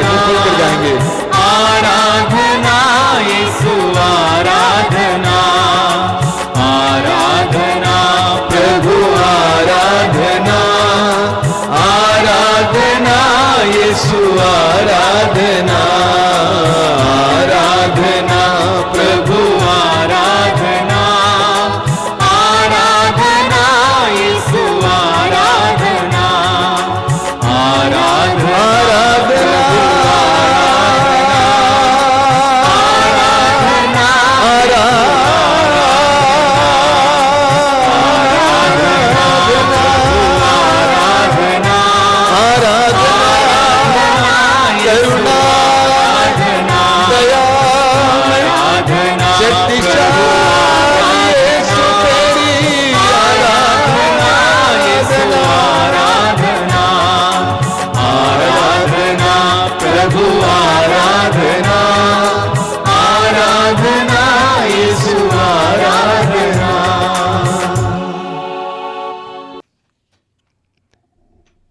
अपनी आंखें खोलिए मेरे प्रिय भाई और बहनों। मत्ती के सुसमाचार के अध्याय 1 उसके वाक्य 21 में हम पढ़ते हैं, स्वर्गदूत गब्रियल ने प्रभु यीशु के पालक पिता यूसुफ से कहा, आप उसका नाम यीशु रखेंगे क्योंकि वह अपने लोगों को उनके पापों से बचाएगा। पाप मनुष्य का सबसे बड़ा बोझ है। पाप मनुष्य का सबसे बड़ा बोझ है और इस पाप को उतारने के लिए, इस पाप के बोझ को उतारने के लिए मनुष्य परेशान है, हैरान है। पाप मनुष्य के अंतःकरण में बैठकर कांटे की तरह चुभते रहता है। बुराई मनुष्य के अंतःकरण के अंदर बैठकर एक कांटे की तरह चुभती रहती है। इसलिए मनुष्य बेचैन है, परेशान है, अशांत है। अपने पाप की गठरी को उतारने के लिए ना जाने मनुष्य क्या क्या नहीं करता, कहां कहां नहीं जाता है। मंदिरों में, गिरजाघरों में, मस्जिदों में, मज़ारों पर, तीर्थ स्थानों में, नदियों में मनुष्य पाप के बंधन से, पाप के बोझ से छुटकारा पाना चाहता है। रोमियों के पत्र के अध्याय 3 वाक्य 24 में संत पौलुस कहते हैं, ईश्वर की कृपा से सब लोगों को यीशु मसीह के द्वारा पाप मुक्ति का वरदान मुफ्त में मिला है। एक बहुत बड़ा रहस्य है। ईश्वर की कृपा से सब लोगों को यीशु मसीह के द्वारा मुफ्त में पाप क्षमा, पाप मुक्ति का वरदान मिला है। यीशु के द्वारा मुफ्त में हर मनुष्य को पाप क्षमा का वरदान मिल रहा है। रोमियों के पत्र के अध्याय 3 वाक्य 25 वहां पे संत पौलुस कहते हैं, ईश्वर ने चाहा कि इसका रक्त बहाकर पापों का प्रायश्चित करें और हम विश्वास के द्वारा उसका फल प्राप्त करें। आप इब्रानियों के पत्र के अध्याय 9 वाक्य 22 में सुनेंगे, वहां लिखा हुआ है, बिना रक्तपात के पाप क्षमा नहीं। बिना रक्तपात के पाप क्षमा नहीं। वचन में अभी आपने सुना, ईश्वर ने चाहा कि इसका रक्त बहाकर पापों का प्रायश्चित करें। 2000 वर्ष पहले कलवारी पहाड़ पर प्रभु यीशु ने अपना पवित्र रक्त बहाया मनुष्य जाति के पापों के प्रायश्चित के लिए। सारे मनुष्य जाति के पापों के प्रायश्चित के लिए निर्दोष निष्कलंक ईश्वर का बेटा यीशु पाप बलि, प्रायश्चित बलि चाहता है और उस यीशु के द्वारा सबको मुफ्त में पाप क्षमा मिलती आती है, पाप मुक्ति मिल जाती है। मुफ्त में पाप मुक्ति मिल जाती है केवल विश्वास के द्वारा। पौलुस कहते हैं, विश्वास के द्वारा उसका फल प्राप्त करें। उसका फल क्या है? यीशु के प्रायश्चित के बलि का फल क्या है? पाप क्षमा। इसको मनुष्य ढूंढ रहा है। पाप क्षमा अर्थात जब मनुष्य अपने पाप को स्वीकार करते हुए यीशु के पास जाता है और यीशु के उस प्रायश्चित के बलिदान पर विश्वास करता है, उसे उसके पापों के कलंक से, पापों के बोझ से मुक्ति प्राप्त होती है, क्षमा प्राप्त होती है। यूहन्ना के पहले पत्र के अध्याय 2 उसके वाक्य 2 में यूहन्ना कहता है, उन्होंने हमारे पापों के लिए प्रायश्चित किया, और न केवल हमारे पापों के लिए बल्कि समस्त संसार के पापों के लिए प्रायश्चित किया। उन्होंने हमारे पापों के लिए प्रायश्चित किया, न केवल हमारे पापों के लिए बल्कि समस्त संसार के पापों के लिए प्रायश्चित किया। क्रूस पर यीशु ने जो बलिदान चाहाया है वह हमारे पापों के लिए प्रायश्चित का बलिदान है, न केवल हमारे बल्कि समस्त संसार के पापों के लिए प्रायश्चित का बलिदान है। पहला तिमोथी अध्याय 2 वाक्य 6 संत पौलुस वहां भी इसी बात को दोहराते हैं, सब के पापों के लिए प्रायश्चित किए हैं। उन्होंने हम सब के पापों के प्रायश्चित के लिए बलि चाहा है। उन्होंने अपना रक्त हमारे लिए बहाया है। पहला पेतरुस अध्याय 1 वाक्य 18 और 19 में पेतरुस कहते हैं, आप लोगों का उद्धार सोने चांदी जैसे नश्वर वस्तुओं की कीमत पर नहीं हुआ है, बल्कि एक निर्दोष तथा निष्कलंक मेमने अर्थात यीशु मसीह के मूल्यवान रक्त की कीमत पर हुआ है। मैं दोहराता हूं, ध्यान से सुनना, हृदय से सुनना। पेतरुस कहते हैं, आप लोगों का उद्धार सोने चांदी जैसे नश्वर वस्तुओं की कीमत पर नहीं हुआ है, बल्कि एक निर्दोष तथा निष्कलंक मेमने अर्थात यीशु मसीह के मूल्यवान रक्त की कीमत पर हुआ है। प्रभु यीशु के मूल्यवान रक्त की कीमत पर आप और मेरा उद्धार हुआ है। और इसीलिए यीशु के उस पवित्र रक्त में सामर्थ्य है। कोलोसी अध्याय 1 वाक्य 20 पौलुस कहते हैं, यीशु के पवित्र रक्त के द्वारा उन्होंने शांति की स्थापना की। उस पवित्र रक्त में शांति है। यूहन्ना का पहला पत्र अध्याय 1 वाक्य 7, यूहन्ना का पहला पत्र अध्याय 1 वाक्य 7 में संत यूहन्ना लिखते हैं कि ईश्वर के पुत्र का रक्त हमें हर पाप से शुद्ध करता है। ईश्वर के पुत्र का रक्त हमें हर पाप से शुद्ध करता है। इसलिए हमें उस पवित्र बलिदान पर विश्वास करना है। इसलिए हमें उस पवित्र रक्त की कीमत पर विश्वास करना है।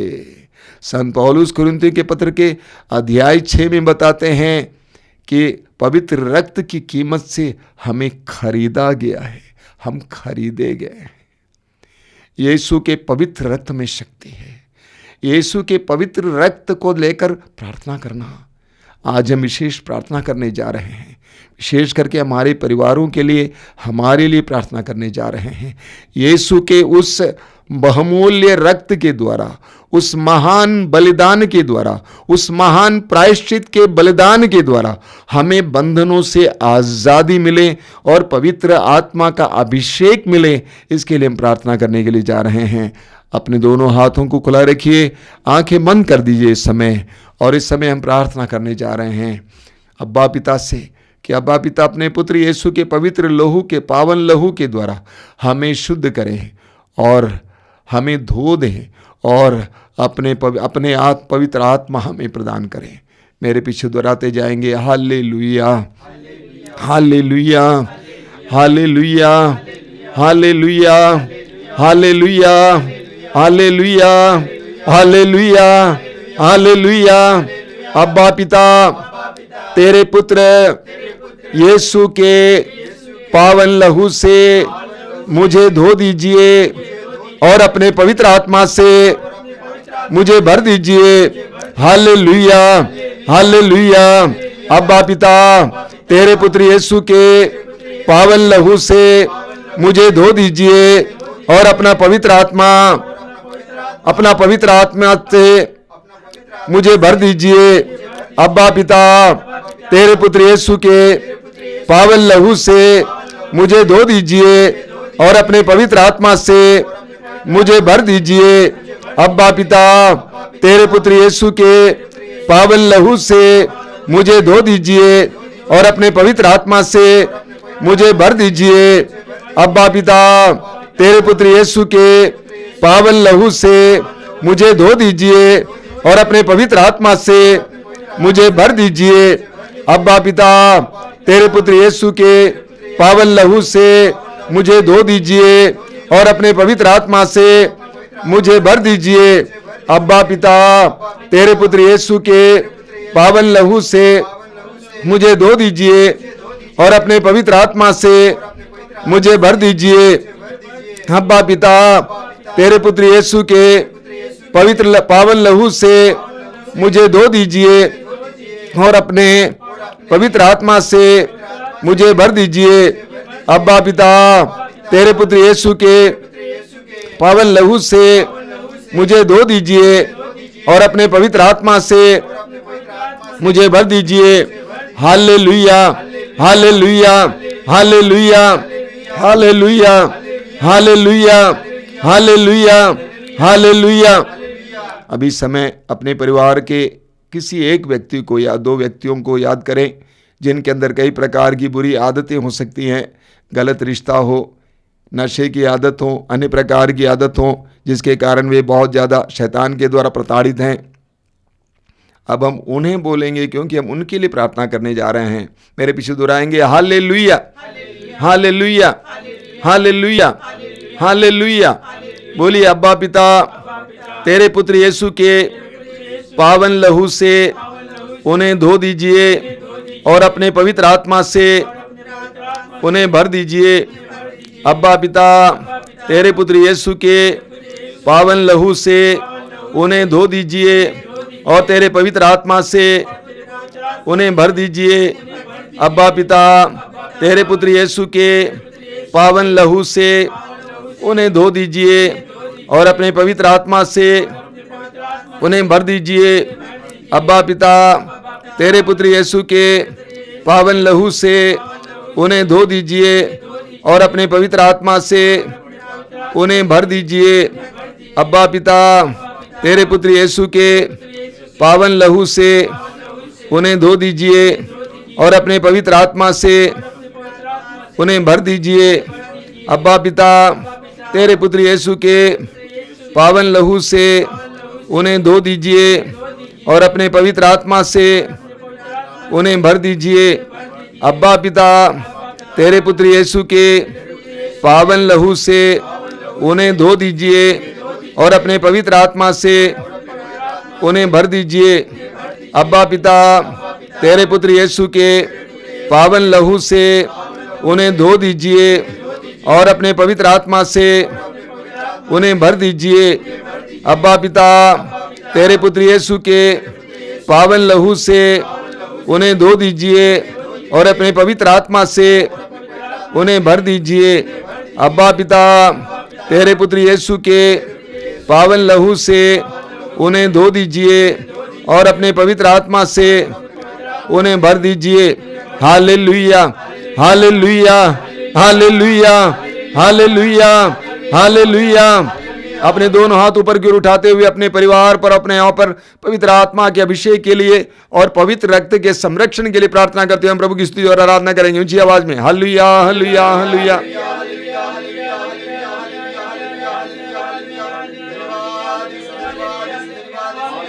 Hallelujah, hallelujah, hallelujah, hallelujah.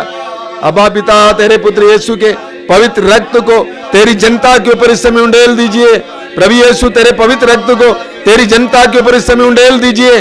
प्रभु यीशु, तेरे पवित्र रक्त को तेरी जनता के ऊपर इस समय उंडेल दीजिए। प्रभु यीशु, तेरे पवित्र रक्त को तेरी जनता के ऊपर इस समय उंडेल दीजिए। प्रभु यीशु, तेरे पवित्र रक्त को तेरी जनता के ऊपर उंडेल दीजिए।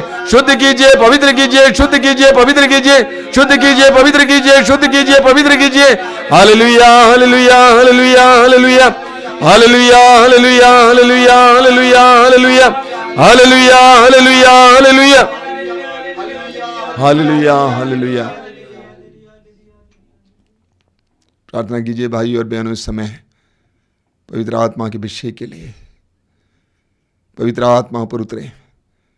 पवित्र आत्मा इस समय यीशु के नाम पर आपको स्पर्श करें, आपके शरीर के अंदर प्रवेश करें। यीशु के नाम पर पवित्र आत्मा आपके शरीर के अंदर प्रवेश करें, हर प्रकार के रोग को मिटाएं, शरीर की उन जगहों को स्पर्श करें जहाँ पीड़ा है, दर्द है, रोग है। यीशु के पवित्र नाम पर पवित्र आत्मा के सामर्थ्य से चंगाई मिले आपके शरीर के उन सारे जगहों को जहाँ आपको रोग है, पीड़ा है, दर्द है, बंधन है। यीशु के परम पावन नाम पर पवित्र आत्मा के द्वारा आपको चंगाई मिले। यीशु के नाम पर इस समय चंगाइयाँ हो रही हैं। यीशु के नाम पर इस समय चमत्कार हो रहे हैं। यीशु के नाम पर इस समय विभिन्न प्रकार के बंधनों से आज़ादी मिल रही है, पाप क्षमा मिल रही है, बंधनों से आज़ादी मिल रही है। जब आपको पाप क्षमा मिलती है उस समय बंधनों से आज़ादी मिलती है। जब आपको पाप के कलंक से छुटकारा मिलता है, आपके शरीर को चंगाई मिलती है। यीशु के नाम पर पवित्र आत्मा के सामर्थ्य से इसी वक्त हर प्रकार के रोग से पुराने रोग से, गंभीर से गंभीर रोग से, इन वचनों को सुनने वाले, इस आराधना में भाग लेने वाले एक एक भाई बहन को पूर्ण छुटकारा मिले, पूर्ण चंगाई मिले, पूर्ण छुटकारा मिले, पूर्ण चंगाई मिले। बंधनों से आजादी, रोगों से छुटकारा, पूर्ण चंगाई, पूर्ण चंगाई, पूर्ण चंगाई। स्तुति कर दीजिए, स्तुति कर दीजिए। Hallelujah, hallelujah, hallelujah. यीशु के नाम पर, यीशु के नाम पर, यीशु के नाम पर हर प्रकार के बंधन से, हर तरह के रोग से, हर तरह की पीड़ा से, हर तरह के दर्द से छुटकारा मिले, छुटकारा मिले, छुटकारा मिले, छुटकारा मिले, छुटकारा, छुटकारा, चंगाई, चंगाई, छुटकारा, छुटकारा, चंगाई, चंगाई, चंगाई, चंगाई, चंगाई, चंगाई, चंगाई। धन्यवाद यीशु, धन्यवाद दीजिए समय। प्रभु को धन्यवाद दीजिए, यीशु को धन्यवाद दीजिए इस समय आपके जीवन में कार्य करने के लिए, आपके परिवार में आने के लिए, आपके परिवार को शुद्ध करने के लिए, आपके शरीर को शुद्ध करने के लिए, आपकी आत्मा को शुद्ध करने के लिए। अपने दिल में प्रार्थना करते जाना, धन्यवाद देते जाना, बोलना यीशु धन्यवाद, यीशु धन्यवाद, धन्यवाद यीशु धन्यवाद। मैं योग्य नहीं था लेकिन तू मेरे जीवन में आया। धन्यवाद यीशु, धन्यवाद। धन्यवाद देते जाइए, यीशु को आपके जीवन में कार्य करने दीजिए। धन्यवाद देते जाइए। Thank you Jesus. धन्यवाद यीशु, धन्यवाद। Hallelujah, hallelujah, hallelujah, hallelujah. इस पवित्र समय के लिए धन्यवाद यीशु। तेरे बच्चों को छूने के लिए धन्यवाद यीशु। तेरे प्रेम का एहसास देने के लिए धन्यवाद Yeshu. Thank you Jesus, thank you Jesus. धन्यवाद यीशु, धन्यवाद यीशु, धन्यवाद यीशु, धन्यवाद यीशु।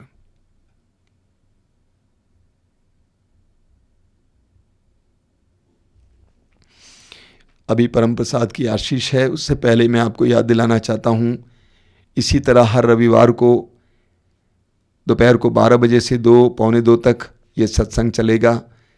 अधिक से अधिक लोगों को इसके बारे में बताइएगा, उनको भी इसमें भाग लेने की कृपा मिले।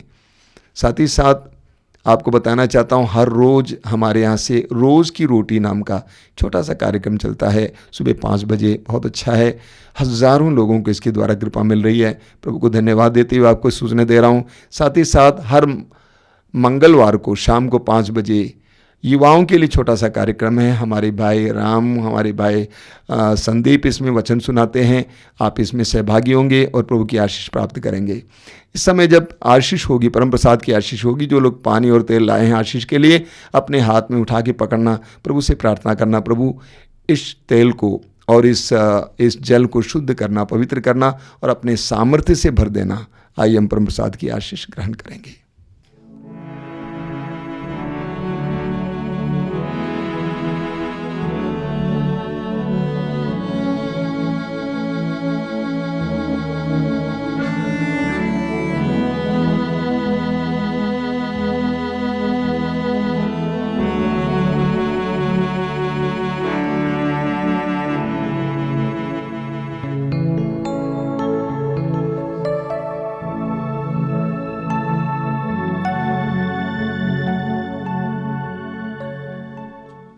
धन्यवाद प्रभु, धन्यवाद प्रभु, हर घड़ी हर पहर धन्यवाद प्रभु, धन्यवाद प्रभु, धन्यवाद प्रभु, हर घड़ी हर पहर धन्यवाद प्रभु, दिव्य दान जो मिला धन्यवाद प्रभु, दिव्य प्रेम जो मिला धन्यवाद प्रभु, हे भले प्रभु, जीवित प्रभु, हे भले प्रभु, जीवित प्रभु, धन्यवाद प्रभु, धन्यवाद प्रभु, हर घड़ी हर पहर धन्यवाद प्रभु, धन्यवाद प्रभु, धन्यवाद प्रभु, हर घड़ी हर पहर धन्यवाद प्रभु।